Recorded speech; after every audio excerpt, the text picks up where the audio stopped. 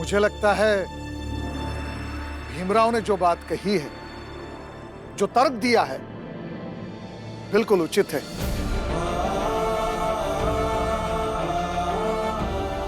और फिर यहां छात्रवृत्ति देने की परंपरा जो शुरू की गई है, इसी उद्देश्य से है कि टूटते हुए दिए को बचाया जाए।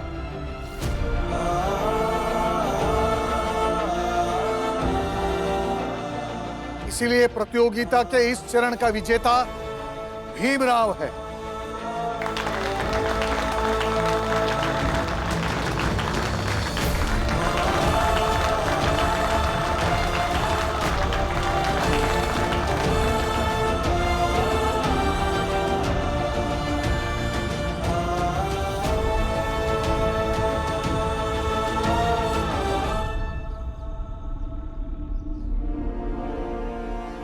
आज की प्रतियोगिता यहीं संपन्न होती है। प्रतियोगिता का अगला चरण कल सुबह शुरू होगा। कल की प्रतियोगिता में तुम दोनों की किताबी ज्ञान की परीक्षा होगी।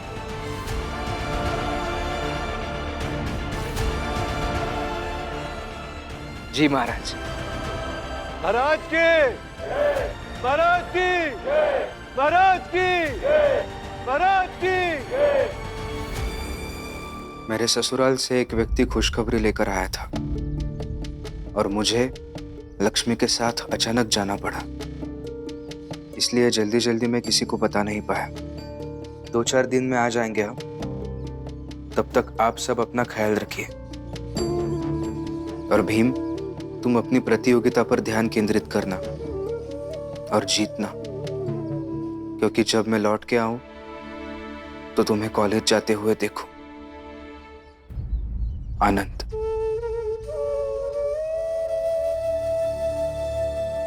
ये अचानक इस तरह से दोनों कैसे चले गए? अब खुशी की बात थी तो चले गए, ढिंडोरा पीट कर जाते। खुशी की बात होती तो इंतजार करते हमारे आने तक का, लेकिन ऐसा नहीं किया उन्होंने। बाबा, कहीं कुछ और बात तो नहीं होगी ना? वही तो समझ में नहीं आ रहा है। आनंद भैया और लक्ष्मी दीदी दोनों खुश थे कि आपको छात्रवृत्ति मिलेगी, फिर अचानक से चले गए। चाहे जिस कारण वो दोनों चले गए, मैं पता लगा लूंगा। भीम, तुम अपनी परीक्षा की तैयारी करो। हाँ भीम, भैया सही कह रहे हैं। हर हाल में तुम्हें छात्रवृत्ति मिलनी चाहिए।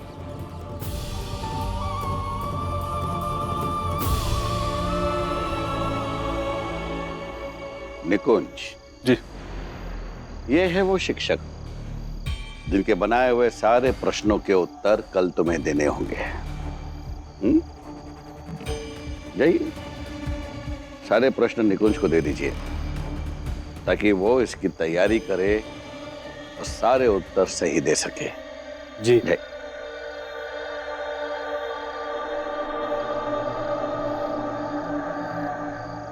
ये सारे प्रश्न हैं जो कल तुमसे पूछे जाएंगे। इसे रख लो और सारे प्रश्न अच्छे से रट लो ताकि तुम्हारा एक भी अंक कम ना होने पाए, समझे? अरे मुझे इन सवालों की जरूरत नहीं है, मैंने बहुत अच्छे से पढ़ाई की। इन सभी सवालों के जवाब तो मैं यूं दे दूंगा।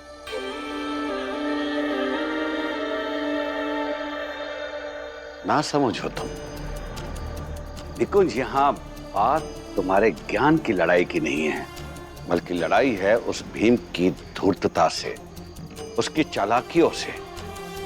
तुमने आज देखा नहीं कि कैसे उसने आज अपनी वाक्पटुता से तुम्हें कमजोर साबित कर दिया? और अगर कल भी तुम कमजोर साबित हो गए ना, तो इस प्रतियोगिता से बाहर हो जाओगे। और हमें हार किसी भी कीमत पर मंजूर नहीं है। इसे रख लो और तैयारी करो। भीम के लिए प्रश्न मैं मुश्किल से मुश्किल तैयार करूंगा। और ये सिर्फ मैं तुम्हारे लिए नहीं कर रहा हूं, बल्कि अपने लिए कर रहा हूं, अपनी जात के लिए कर रहा हूं। मैं भी बड़ी जात का हूं और अपनी जात को उस भीम जैसी छोटी सी जात वाले के सामने हारते हुए नहीं देख सकता हूं। रख लो। शाबाश।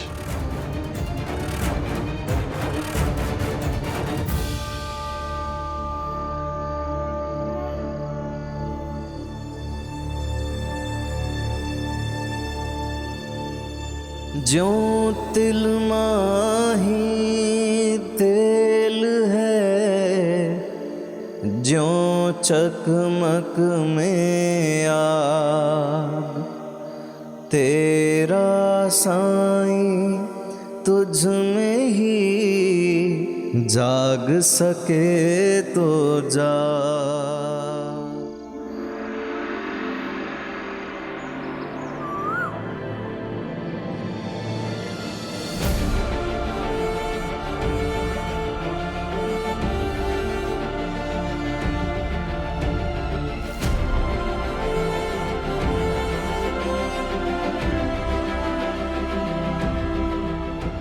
अब तुम दोनों को इस प्रश्न पत्र का जवाब तय समय में लिखना होगा।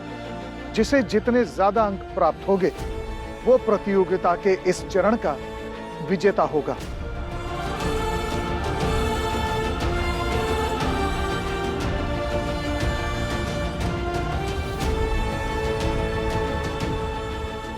समय प्रारंभ।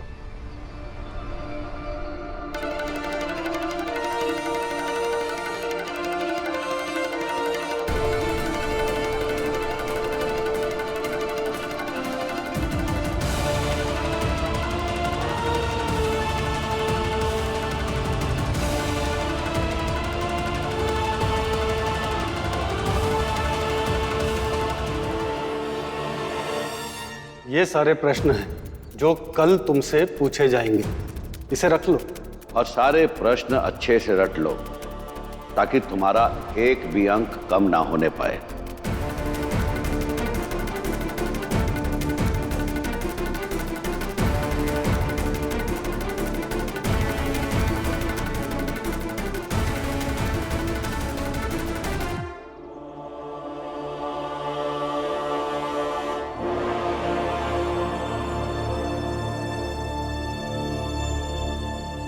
समय समाप्त।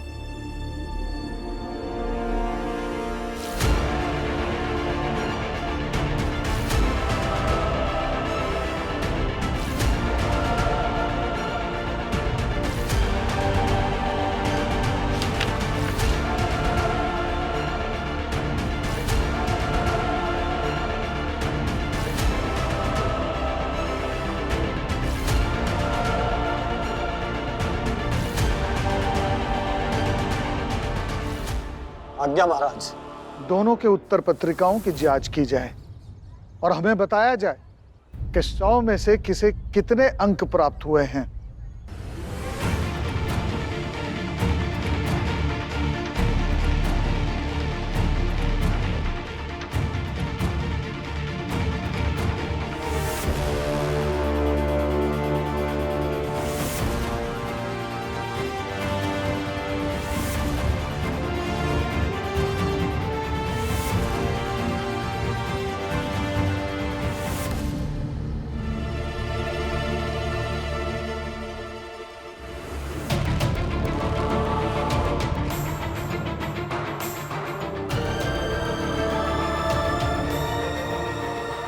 महाराज, दोनों के उत्तर पुस्तिकाओं की जांच कर ली गई है।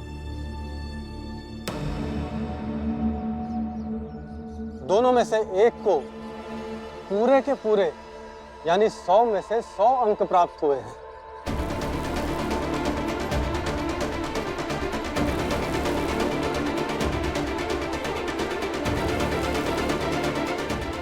होना ही था। जब प्रश्न पत्र पहले मिल जाए तो 100 में 100 तो आएंगे ही। हमारे भीम के ही आए होंगे 100 में से 100। किसे 100 में से 100 अंक प्राप्त हुए हैं? महाराज, 100 में से 100 अंक प्राप्त हुए हैं मुकुंद को।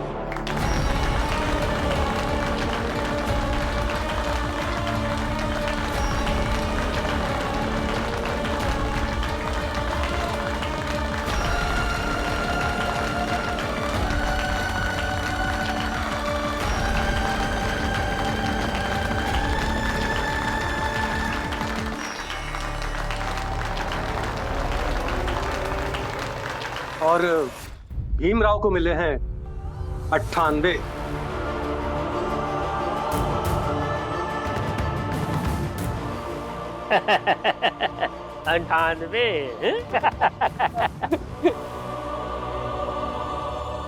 मतलब प्रतियोगिता के दूसरे चरण को निकुंज ने जीता है और भीमराव हारा।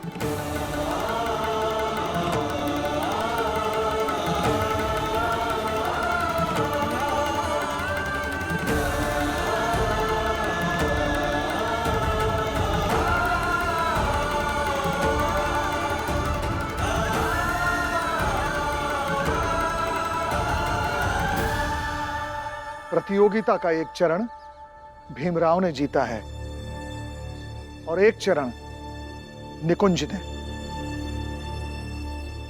अब दोनों बराबरी पर है। अब प्रतियोगिता का आखिरी और निर्णायक चरण कल सुबह होगा और आप सब इस दरबार में कल सुबह सूर्योदय से पहले आ जाना। भीमराव, निकुंज, तुम दोनों सूर्योदय के पश्चात आना।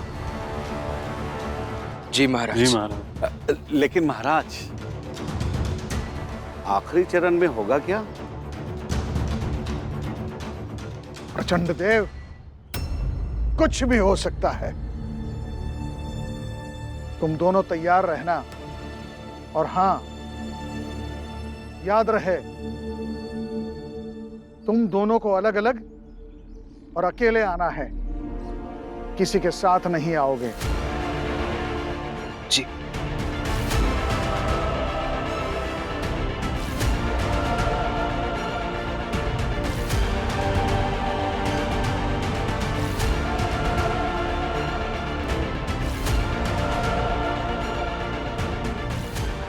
ऐसी कौन सी परीक्षा होगी कल?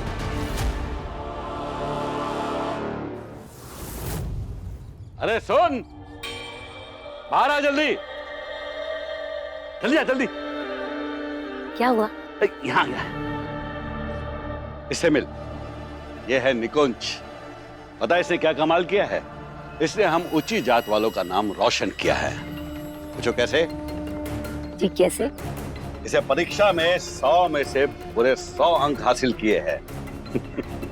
कमाल है ना? और जानती है, वो छोटी जात वाला भीमराव जो खुद को बहुत पढ़ाकू समझता है, उसे कितने अंक मिले? जी कितने? सिर्फ 98।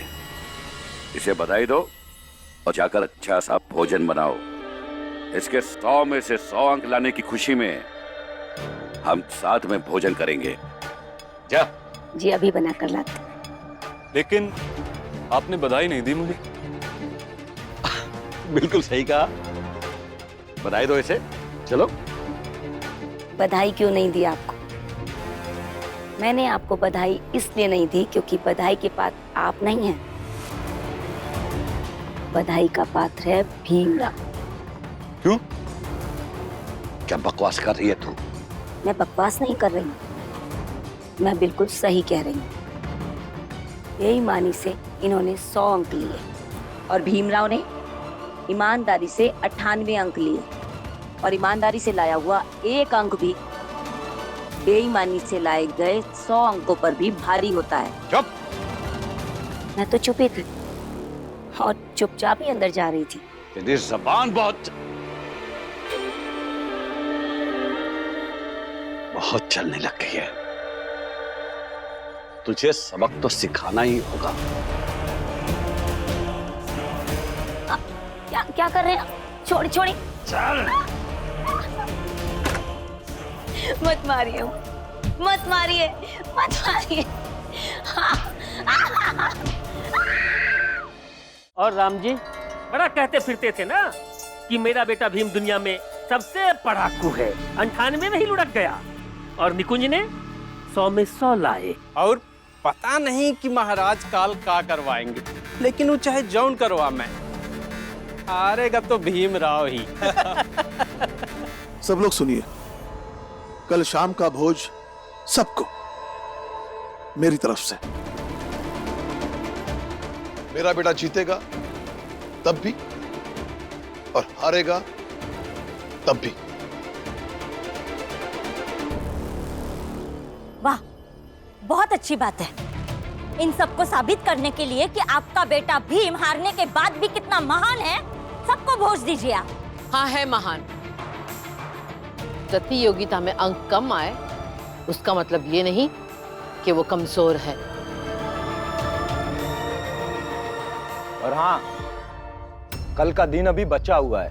भीम की नीयत तो साफ है और अंत में जीत उसी की होती है जिसकी नीयत साफ होती है। देख लेंगे।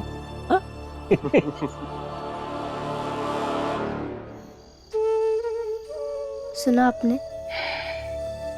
आज पुरंजन काका सही कह रहे थे, जिसकी नीयत साफ होगी वही जीतेगा।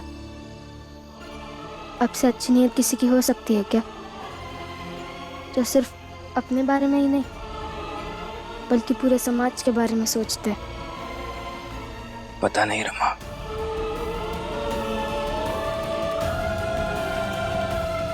पता नहीं कल की सुबह मेरे लिए क्या लेकर आएगी। कल अगर मुझे छात्रवृत्ति नहीं मिली ना रमा, तो मैं आगे पढ़ नहीं पाऊंगा। और हम ये भी नहीं जानते कि महाराज कल चुनौती क्या देने वाले हैं। बहुत डर लग रहा है। बस इसी बात का डर मुझे भी है कि कल क्या करने को कहेंगे महाराज जी।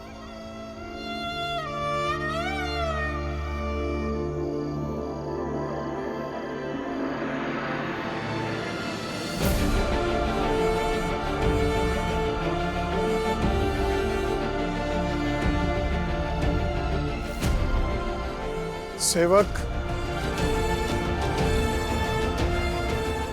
जी महाराज। बड़ौदा राज्य के न्याय पुस्तिका को लाया जाए। जो आज्ञा महाराज।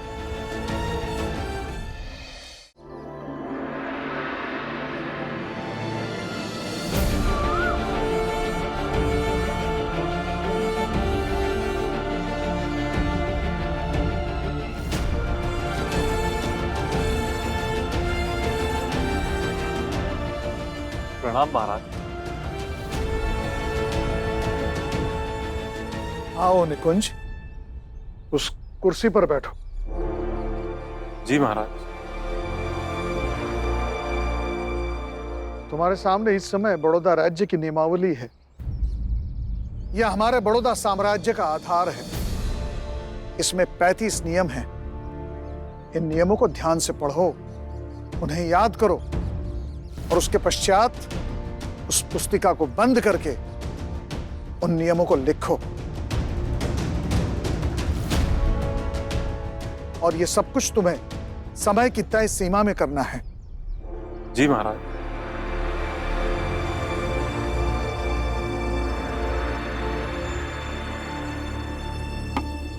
प्रतियोगिता का समय शुरू होता है।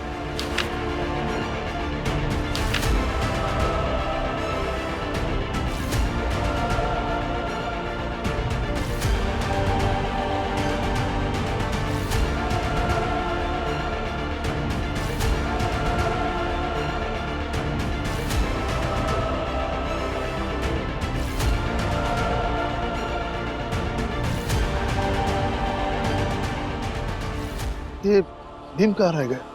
राम जी, मैं देख कर आता हूँ बाहर भीम को। अच्छा। नहीं, कोई भीम को ढूंढने नहीं जाएगा। भीम को इस बात का पता होना चाहिए, यदि जीवन में कुछ प्राप्त करना है तो हर जगह समय पर पहुंचना बहुत जरूरी है।